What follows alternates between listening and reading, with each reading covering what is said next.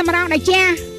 សវណ្ណរាំងសីរតនារាមសម្រងព្រែកភ្នៅរាជធានីភ្នំពេញកំពុងតែមានព្រៀបឯកស្ថានពណ៌ក្រហមចុងចង្វាពណ៌លឿងស្ថានភាពទូកក៏ស្រស់ល្បឿនក៏ស្អាតចាល្បឿនក៏លឿនល្បឿនក៏ស្អាតចាល្បឿនក៏លឿនសម្រងជ័យសម្រងđạiជាជាមួយនឹងពោះព្រៃខាត់កដាលនៅរាជធានីភ្នំពេញព្រំបន្ទល់ជាប់គ្នាហ្នឹងតែល្បឿនឥឡូវនេះសុំវាយជ័យសម្រងđạiជា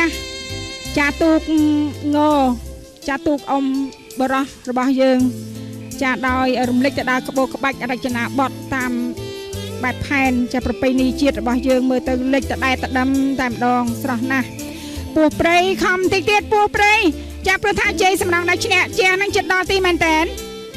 ចិត្តដល់ទីបានន័យថាដល់ទីហើយចាដល់ទីជាស្ថាពរស្គរជ័យខ្សែទឹកខាងក្នុងបន្លឺ3ដងព្រោះថាឈ្នះដាច់ជ័យសម្រងđạiជាចាទទួលបានជ័យជំនះទូគូទី37ចាបងប្អូនសូមក្រឡេកមើលទៅទូគូទី37សុខភាពមេទូកចាតដែលតដឹមអស្ចារ្យមែនតែនចុងច្វាចាក់យោងព្រឹបគួរជាទីពេចពិលរមើល